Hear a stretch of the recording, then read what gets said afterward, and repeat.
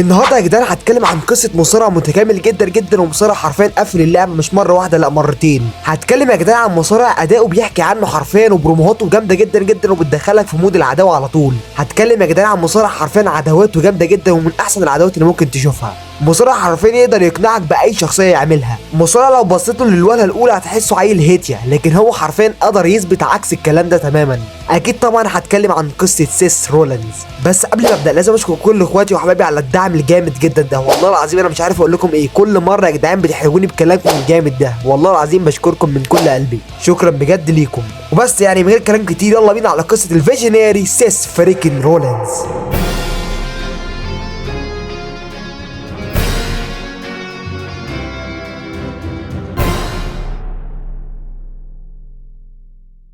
الاسم كولبي دانيال لوبيز اتولد يا جدعان في دانفنبورت في 28 مايو سنة 1986، وهو يا جدعان من اصل ارماني والماني وايرلندي. يعني بص مشكل لك عامل لك ميكس جنسيات، خد يا عم. اتخرج يا جدعان من الثانويه سنه 2004، وكان شخص انطوائي جدا جدا، وكان بيحب المصارعه جدا جدا، علشان كده طبعا دخل مدرسه للمصارعه، وكانت المدرسه دي في شيكاغو. وفي 2005 يا جدعان دخل اتحاد اسمه الاي دبليو اي، وكان اسمه هناك تايلر بلاك، وده الاسم ده اللي هيقعد بيه سنين طويله جدا جدا لغايه ما يروح الدبليو دبليو اي.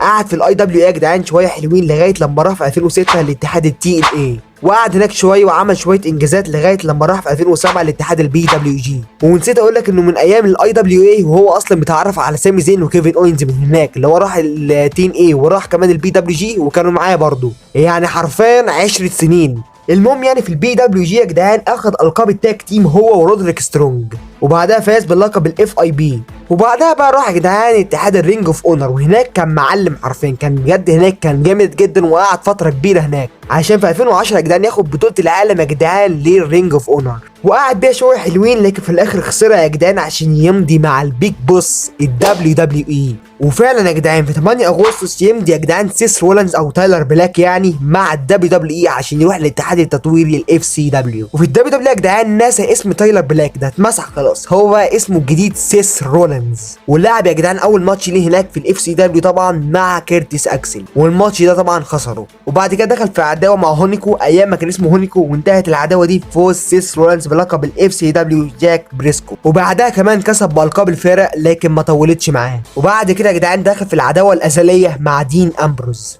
وانتهت العداوه لصالح سيس رولينز، وبعدها على طول فاز بلقب الاف سي دبليو للوزن الثقيل. هو كان خاربها يا جدعان، لكن ما طولتش معاه. لا مؤاخذه سيس قررت عليك معلش.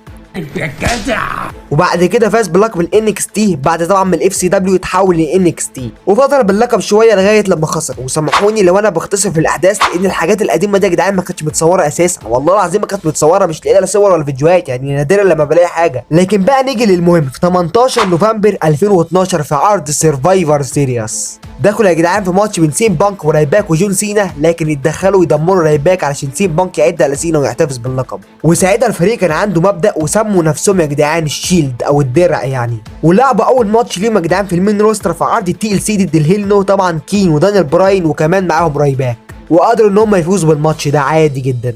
وكانوا ساعتها بيساعدوا سي ام بانك كتير جدا جدا، والناس حتى كانت شاكه ان هم بيشتغلوا لصالحه، لغايه يا جدعان عرض روب تاريخ 28 يناير 2013 لما بول هيمان اعلن فعلا ان هو كان بيدفع لهم فلوس عشان يساعدوا سي ام بانك. وبعد كده سابوهم من سي ام بانك خالص، اللي هو مش من هنا، ودخلوا في عداوه مع جون سينا وشيماس ورايباك، ولعبوا يا جدعان في التشامبر 2013، وقدر فريق الشيلد انه يفوز عليهم.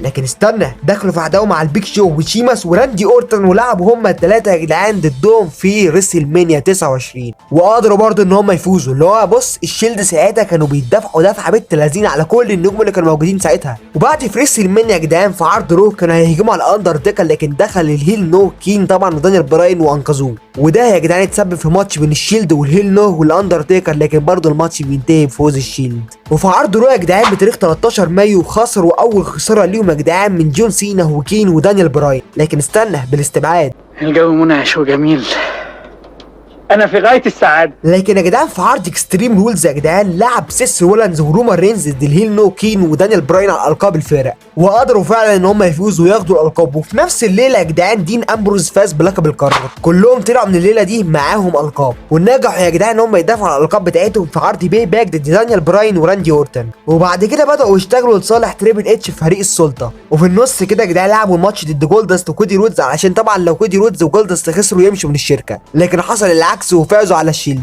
لكن دي ما كانتش على الالقاب بس، مش هنروح كتير يعني. لعبوا بعد كده في عرض رو بتاريخ 14 اكتوبر وخسروا يا جدعان الالقاب لكودي رودز وجولدست. وفي سرفايفر سيريس يا جدعان اتحدوا مع سيزارو وجاك سواجر ضد دريم ستيريو والاوسوس وكودي رودز وجولدست في ماتش جامد جدا جدا يا جدعان، وطبعا انتهى بفوز ذا شيلد في الاخر.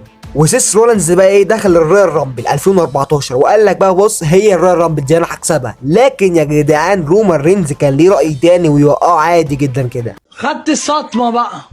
لكن بعدها يا جدعان ذا شيلد يدخل في عداوه جامده جدا مع الوايت فاميلي ويلعبوا في التشامبر 2014. لكن يا جدعان المره دي ذا شيلد بيخسروا عادي جدا من الوايت فاميلي اللي كانوا ساعتها فريق جامد جدا. وبعد كده ذا شيلد كلهم كده دخلوا في عداوه مع كين، فكين عشان يتصرف جاب لهم فريق اسمه ذا نيو ايج ولعبوا كلهم كده ايه في ريسل مانيا. وكان ماتش اهو يعني يعدي، يعني الصراحه الاداء ما كانش اجمد حاجه بس اهو ماتش يعدي وانتهى يا جدعان بفوز ذا شيلد. هو ساعتها فريق ذا شيلد كان نادرا جدا جدا لما بيخسر اصلا. وبعد كده يا جدعان دخلوا في عداوه مع تريبل اتش زعيم السلطه، لكن ساعتها بقى يا جدعان جمع ريفولوشن من جديد اللي هو كان فيه راندي اورتن وباتيستا، ولعبوا ماتش جامد جدا يا جدعان في عرض اكستريم رولز. لكن يا جدعان الماتش برضه بينتهي بفوز ذا شيلد، وكمان لعبوا تاني في باي باك وبرضه ذا شيلد بيكسبوا. لكن تريبل اتش يا جدعان كان مجهز لهم يا جدعان فخ جامد جدا، علشان يا جدعان في عرض روب تاريخ 2 يونيو يا جدعان اللحظه الجامده جدا جدا والصادمه بجد، لحظه يا جدعان لما سيس رولانز غدر بذا شيلد وانضم لتريبل اتش. سيس رولانز من هنا بدا يشق طريقه يا جدعان كمصارع فردي، وبعد كده يا جدعان دخل الماني ذا بانك 2014، والمفاجاه هنا انه بيكسبها يا جدعان وبياخد الشنطه. وبعدها على طول يا جدعان دخل في عداوه صغيره كده مع دين امبروز انتهت في الاخر لصالح سيس رولانز.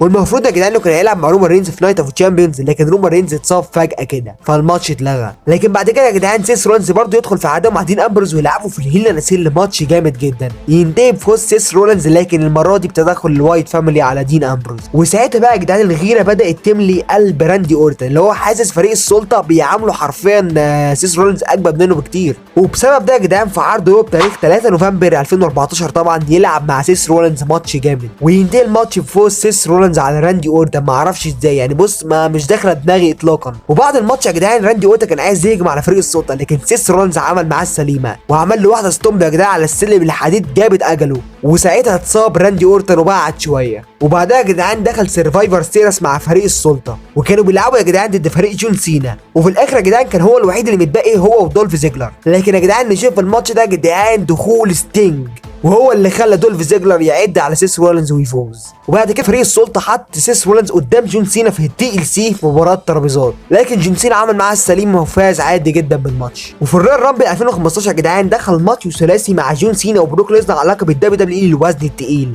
لكن يا جدعان بروك ليزنر يحتفظ باللقب عادي جدا ومحدش كسب. وبعد كده يا جدعان اتحد مع البيك شو وكين عشان يلعبوا ضد دولف زيجلر ورايباك وايريك روان، وقدروا في الاخر ان هم يفوزوا. ولعب يا جدعان في ريسل مانيا 31 مع راندي اورتن مباراه بجد جامده جدا. لكن يا جدعان سيس رولانز يخسر في الماتش ده بعد اركيو حرفيا عالميه جدا جدا من راندي اورتن. وفي نفس الليله يا جدعان بروك ليزنر كان بيلعب مع رومان رينز على اللقب، لكن في الاخر يا جدعان يدخل سيس رولانز ويصرف الشنطه عليهم ويعمل ستومب لرومان رينز يا جدعان ويعد عليه ويفوز يا جدعان باول لقب عالم ليه في الدبليو دبليو اي. وبعد ريسل مانيا يا جدعان استكمل عداوته مع راندي اورتن ولعبوا في اكستريم رولز، لكن سيس رولانز فاز واحتفظ باللقب. لكن يا جدعان في عرض باي باك لعب مباراه رباعيه صعبه جدا جدا يا جدعان مع رومان رينز ودين امبروز وراندي اورتن، لكن في الاخر برضه قدر سيس رولانز انه يحتفظ باللقب. لكن دين امبروز ما سابوش في حاله يا جدعان ولعبوا هما الاثنين في عرض الماني ذا بانك، وبرده سيس رولانز بيحتفظ باللقب. لكن بروك ليزنر بقى جاب القديم والجديد عليه يا جدعان ولعبوا هما الاثنين في عرض باتل جراوند، لكن برده يا جدعان سيس رولانز بيحتفظ باللقب، لكن المره دي بسبب تدخل الاندرتيكر على بروك ليزنر. شوف يا عم الماتشات كانت عامله ازاي، شوف يا عم التدخلات كانت عامله ازاي، يعني عادي كده تلاقي اندرتيكر داخل يتدخل عليك عادي. دلوقتي اخرك سولو معانا. المهم يعني داخل بعد كده في عداوه مع بطل الولايات المتحده يا جدعان جون سينا، ولعبوا هما الاثنين في سمر الاسلام 2015 مباراه اللي يكسب فيها ياخد كل حاجه. وفعلا يا جدعان قدر سيس رولانز انه يفوز وياخد لقب الولايات المتحده من جون سينا. وكان اول مصارع يا جدعان يكون معاه اللقبين دول مع بعض، لكن ما طولتش معاه خالص عشان جون سينا بعد كده يستعيدها منه في نايت اوف تشامبيونز. وبعد كده سيس رولينز قدر يحتفظ باللقب ضد ستينج، واللي انا الصراحه شايفه قرار غلط مليون في المية. وبعد كده طبعا حاول ياخد اللقب تاني من جون سينا، لكن جون سينا حرفيا كان قافلها عليه وما عرفش ياخده منه. لكن بعد كده يا جدعان يدخل في عداوه مع كين ويلعبوا في الهيل ان سيل 2015، وبرده سيس رولينز بيحتفظ باللقب. هي دي كانت الفتره الذهبيه بتاعت سيس رولينز حرفيا، يعني دي كانت احسن فتره لسيس رولينز من ناحيه يعني الدفاعات على اللقب ومن ناحيه احتفاظ باللقب. لكن يا جدعان في 4 نوفمبر في ماتش ما بين سيس رولينز وكين يتصاب سيس رولينز اصابه خطيره جدا جدا، تمزق في الرباط الصليبي، واحده من الاصابات الصعبه جدا جدا والرخمه جدا، والمفروض يا جدعان انه هيجيب من 7 ل 9 شهور علشان هيعمل فيها عمليه. وبسبب ده يا جدعان اضطر سيس رولينز انه يتخلى على اللقب يا جدعان، وانتهت فترته باللقب اللي قعدت 220 يوم. لكن هو اتصاب لكن اخد جائزه افضل مصارع في السنه في سلامي اوورد. لكن يا جدعان في مايو 2016 تحديدا في عرض اكستريم رولز رجع يا جدعان وهجم على رومان رينز، كان لسه اساسا فايز على ايج ستايلز. وبعد كده اتحددت مباراه بين سيس رولينز ورومان رينز في الماني ان ذا بانك، وكان ماتش جامد جدا ما بين الاثنين لان عارفين كلهم فاهمين بعض جدا جدا. لكن الماتش بينتهي يا جدعان بفوز سيس رولينز باللقب، ودي كانت تاني مره ليه يا جدعان يفوز بلقب عالم. وكان ساعتها يا جدعان اول مصارع يفوز على رومان رينز في مباراه فرديه شريفه، اللي هو كده من غير تدخلات ولا حاجه، لا فاز عليه كده عادي. لكن استنى بس، الدنيا ما بتمشيش حلوه تماما للاخر، عشان يدخل يا جدعان دين امبرز بطل الماني ان ذا بانك اللي كان لسه كاسبها حالا، دخل يا جدعان وصرف عليه الشنطه وقدر انه يكسب وياخد اللقب منه. وسيس حاول انه يستعيد اللقب منه في الرو وفي سماك داون، لكن برضه يا جدعان سيس رولينز كان بيخسر، اللي هو حرفيا دخول الحمام ازاي يخرجوا. انت عالة على المجتمع، انت حسالة حشرة. وبعدها في الدرافت يا جدعان اتنقل لعرض الرو، ولعب بعد كده ماتش ثلاثي في عرض باتل جراوند يا جدعان ضد رومان رينز ودين امبرز على اللقب، لكن برضه ما قدرش انه يكسب. وساعتها يا جدعان لقب الدبليو دبليو بقى ده اتنقل لسماك داون، وساعتها كان لازم يكون في لقب جديد لعرض الرو، واللقب ده يا جدعان كان لقب اليونيفرسال. وبعد تصفيات كتير يا جدعان اتحدد ماتش يا جدعان بين سيس رولينز وفين بالور في سامر سلام، واللي يكسب هياخد اللقب ده لاول مره. ولعبوا الماتش واللي كان جامد جدا، لكن سيس رولينز عمل خلطه غالبا مش مقصوده يعني، وعمل اصابه لفين بالور. لكن رغم الاصابه اللي حصلت لفين بالور يا جدعان قدر انه يكمل الماتش وكمان يفوز باللقب. وبعدها بيوم يا جدعان فين بالور اتنازل عن اللقب لانه اتصاب اصابه جامده جدا في كتفه، وبسبب كده يا جدعان اتعملت مباراه رباعيه جامده جدا على اللقب ده بين سيس رولينز وبيك كاس ورومان رينز وكيفن اوينز. لكن يا جدعان تريبل اتش دخل في نهايه الماتش ودمر يا جدعان سيس رولينز علشان طبعا كيفن اوينز يفوز وياخد اللقب. وبعدها يا جدعان في عرض رو بتاريخ 5 سبتمبر يا جدعان يدخل سيس رولينز ويهجم على كيفن اوينز، وبكده يا جدعان سيس رولينز قلب بالشخصيه الفيس، ولعبوا ضد بعض في عرض كلاش اوف تشامبيونز. لكن سيس رولينز خسر ولعبوا تاني في الهيل اسيل، لكن برضه سيس رولينز بيخسر. وكل ده يا جدعان بسبب تدخلات من كريس جيركو، اللي هو كريس جيركو تحس اللي هو قاعد فاضي كده، انا اروح اتدخل يا جدعان على سيس رولينز، هو كده. وهنا كان لازم نتدخل.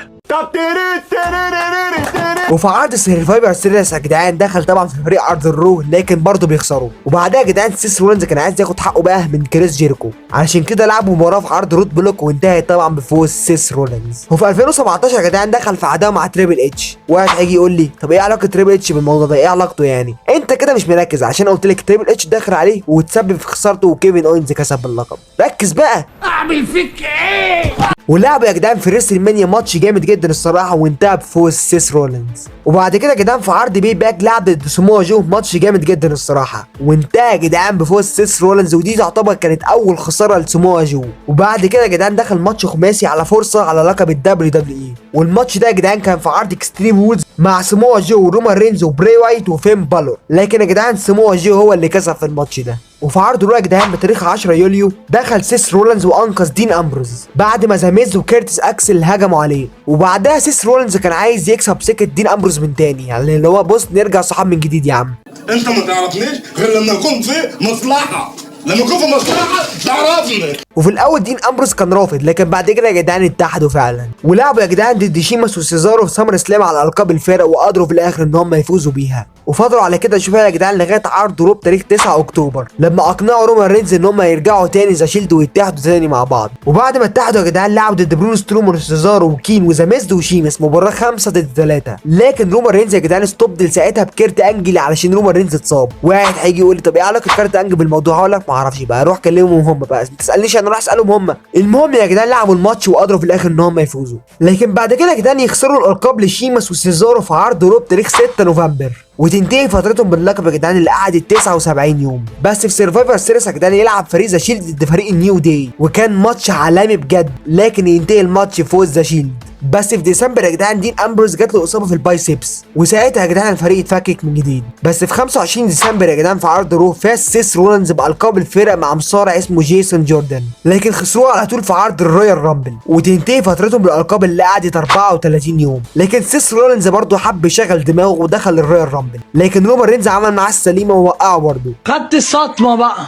تبوظ شرع ربنا. بس في ريسل مانيا يا جدعان 34 لعب ماتش ثلاثي مع فين بالور وذا ميز على لقب القارات، وقدر سيس رولانز في الاخر انه يفوز وياخد اللقب، وقدر برضه انه يحتفظ باللقب ضد ذا ميز في باكلاش والايس في الماني ان ذا بانك.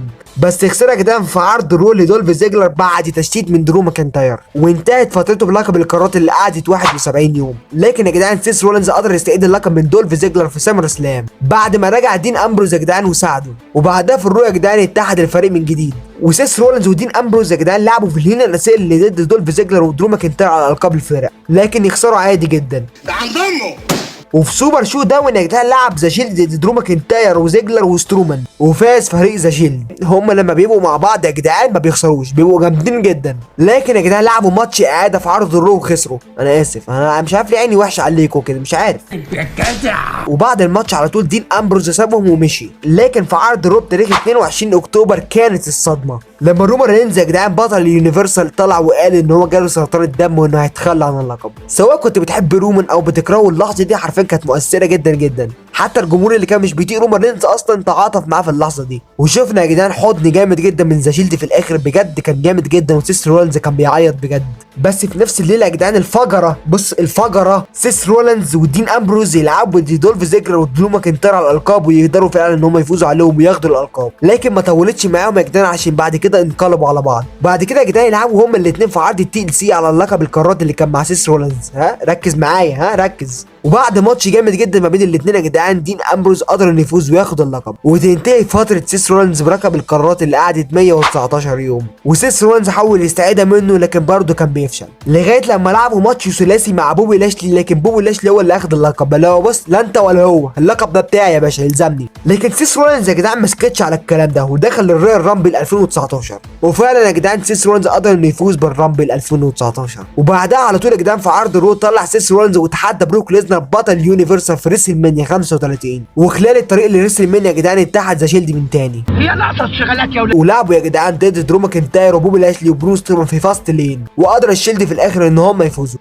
وفي ريسل مانيا يا جدعان لعب سيس رولانز ضد بروك ليزنر، وكان ماتش صعب جدا جدا على سيس رولانز، حرفيا بروك ليزنر كان منجده. تحديني؟ محدش يتحداني، محدش يتحداني. بس في الاخر يعني يا جدعان سيس رولانز قدر انه يفوز عليه وياخد لقب اليونيفرسال، ودافع كتير عن اللقب، اهمهم يعني مباراه ايجي ستايلز اللي كانت في الماني ان ذا بانك. وسيس رولانز قدر برضه انه يحتفظ باللقب، لكن بعدها سيس رولانز يخسر اللقب بسبب ان بروك ليزنر صرف عليه الشنطه. بس على مين يابا؟ لعبوا بعد كده يا جدعان في سامر سلام، وقدر سيس رولانز انه يستعيد اللقب من بروك ليزنر. وبعد كده يا جدعان في عرض رو بتاريخ 19 اغسطس فاز بالقاب الفرق مع برون سترومان. واحد هيجي يقول لي وايه علاقه برون سترومان بسيس رولانز؟ هم مش اصلا كانوا بيلعبوا ضد بعض؟ هقول لك انت مالك، يعني انت مالك؟ هم اتحدوا وما اتحدوش، انت مالك؟ ما تشغلش بالك، ما تشغلش بالك. انا خناقه يلا يابا.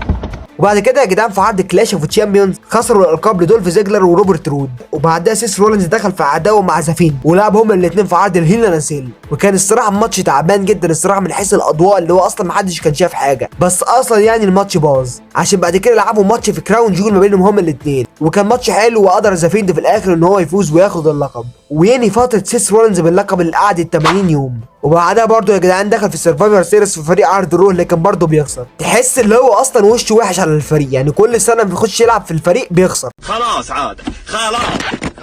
وبعد الماتش ده يا جدعان كان سيس رولانز غاضب جدا ان الفريق خسر، لكن طلع له كيفن اوينز بقى ايه وهجم عليه، وبسبب ده يا جدعان لعبوا ماتش ما بينهم هما الاثنين، لكن الماتش باظ بسبب تدخل فريق الاي او بي. لكن بعد كده يا جدعان سيس رولانز ينضم لفريق الاي او بي، وبعد كده يقلب بالشخصيه الهيل. لكن في عرض رو يا جدعان بتاريخ 20 يناير 2020 لعب مع مصارع اسمه مورفي ضد الفايكنج ريدرز، وقدر يا جدعان انه يفوز بالقاب الفرق، وكده يا جدعان يكون هو اخذ القاب الفرق 6 مرات. رقم كبير جدا جدا يا جدعان على مصارع فردي، بجد رقم كبير. وبعد كده يا جدعان دخل الرويال رامبل 2020 لكن ما قدرش انه يفوز علشان درو ماكنتاير عمل معاه السليمه ووقعه وهو اللي كسب. وبعد كده يا جدعان في سوبر شو داون قدر انه يدافع على القاب الفرق ضد الستريت بروفيتس، بس خسرها اليوم يا جدعان في عرض رو بتاريخ 2 مارس. وبعد كده يا جدعان استكمل عداوته مع كيفن اوينز ولعبوا هما الاثنين في ريسل مانيا 36 مباراه من نوع عدم استبعاد، وكيفن اوينز قدر انه يفوز وينهي العداوه ما بينهم تماما. وبعد كده يا جدعان لعب في الماني ان ذا بانك ضد درو ماكنتاير بطل الدبليو دبليو اي، لكن درو ماكنتاير بيحتفظ باللقب وسيس رولانز بيخسر.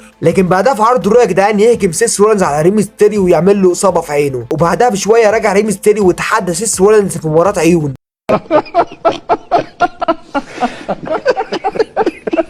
اللي يطلع عين التاني يكون هو الفايز. كمية عبث يا جدعان مفيش زيها، اللي هو انت عبط يعني ولا بتشتغلونا؟ مين اللي يطلع عين مين يعني؟ انت عبط في رمضان.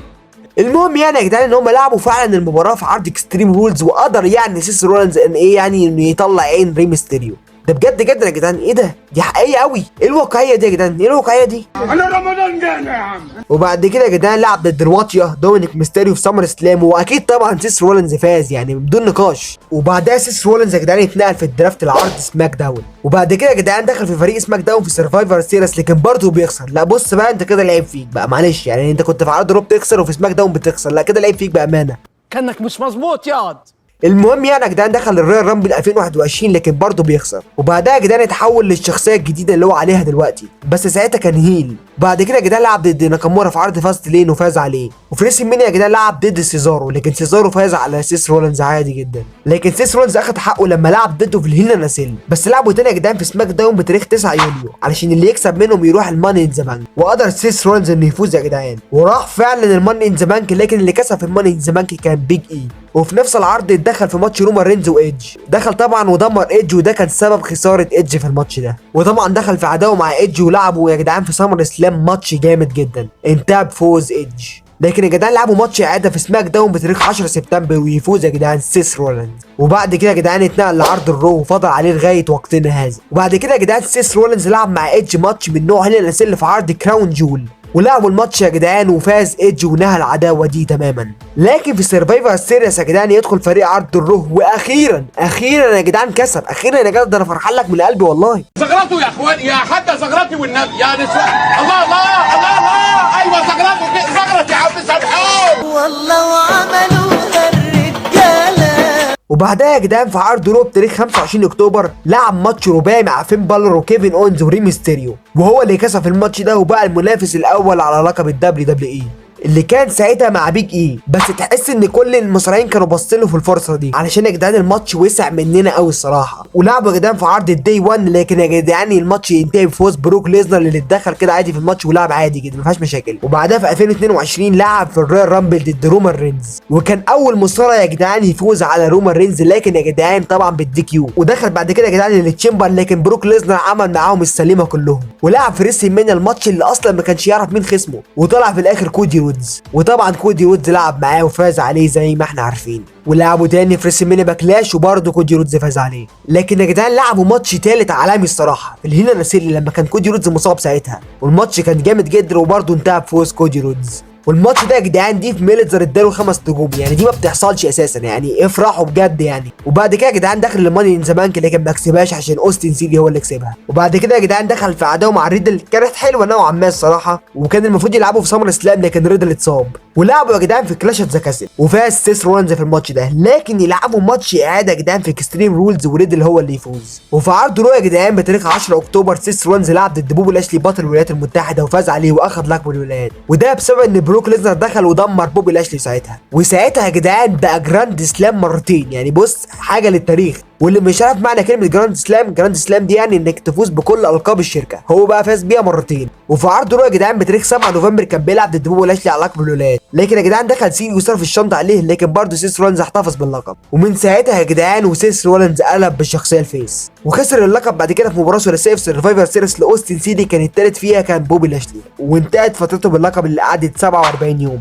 وبعد كده يا جدعان دخل الرويال رامبل 2023 لكن لوجان بولي وقعه وبدات عداوه ما بينهم هما الاثنين. ودخل برضه التشامبر 2023 لكن برضه يا جدعان لوجان بولي يدخل ويدغدغه ويخليه يخسر، وده طبعا اتسبب يا جدعان في ماتش بينهم في ريسل مانيا 39. وكان الصراحه يا جدعان ماتش جامد جدا الصراحه وانتهى بفوز سيس رولانز. وبعد كده لعب ضد اوماس في باكلاش وقدر برضه انه يفوز عليه. وبعد كده يا جدعان دخل في تصفيات على لقب الوزن التقيل وفاز بيها طبعا، ولعب ضد ايجي ستايلز يا جدعان في نايت اوف تشامبيونز على اللقب. وفعلا يا جدعان سيس رولينز فاز واخد اللقب ودافع الصراحه عن لقبه كتير يعني ما تعدش الصراحه. انا هقول لك اهم الماتشات اللي دافع فيها على لقبه. عندك ماتش برون بريكر اللي كان في NXT كان جامد جدا الصراحه، وبرضه سيس رولينز احتفظ باللقب، واحتفظ باللقب ضد فين بالور في الماني ان ذا بانك وكمان في سامر سلام، واحتفظ باللقب برضه يا جدعان ضد ناكامورا في عرض بي باك وفي فاست لين، واحتفظ باللقب برضه يا جدعان ضد درو ماكنتاير في كراون جول. وبعد كده دخل مباراه الور جيمز في سرفايفر سيريس وقدر ان هو يفوز. وطبعا ما ننساش اخر ماتش ليه مع جندر مهال في عرض رو داي 1 واللي اتصاب في الماتش ده طبعا. وحاليا المفروض انه هيلعب مع درو ماكنتاير في ريسل مانيا 40. وبس يعني دي كانت قصه سيس رولينز يا جدعان، قصه جامده جدا الصراحه، رغم ان سيس رولينز المفروض كان دلوعه الشركه ودلوعه تريبل اتش. وفي الاخر يعني سيس رولينز واحد من افضل المصارعين اللي جم اخر فتره حرفيا، وفعلا اثبت انها مش بالجسم، لان انت لو بصيت لجسم سيس رولينز هتحسه ان هو عيل تافه اساسا ملوش لازمه، لكن حرفيا اثبت عكس الكلام ده تماما. اداؤه بجد يا جدعان كان جامد جدا طبعا، ده غير طبعا بروموهاته الجامده جدا. بجد يا جدعان مصارع متكامل في كل شيء. وبس يعني دي كانت قصه سيس رولينز. اعمل بقى لايك واشتراك في القناه ومسي عليها في التعليقات، وسلام.